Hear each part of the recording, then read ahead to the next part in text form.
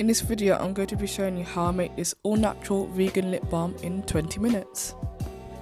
So you're going to need a non-metal bowl that can withstand high heat, and in that bowl you're going to put the first and base ingredient, which is soy wax.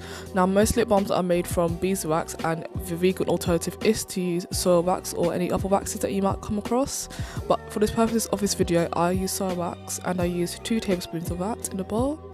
Now any moisturizing factors that need to be melted needs to go in at this point too, so I'm putting in a tablespoon, I believe, or half a tablespoon of shea butter.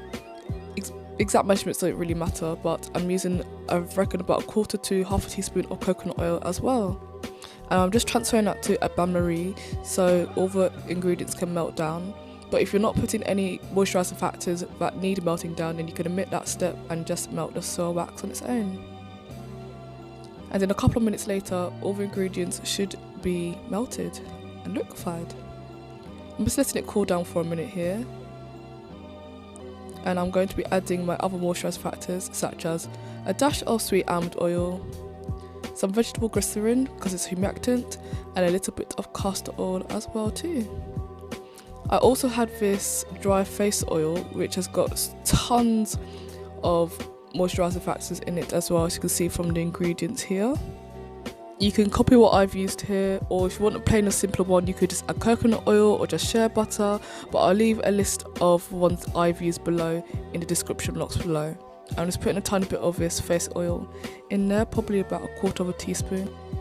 And I'm just using a couple drops of sweet orange essential oil to give it a nice sweet smell. And yeah, I'm just mixing it together with a plastic spoon, making sure it's well combined before I transfer it to my little pots.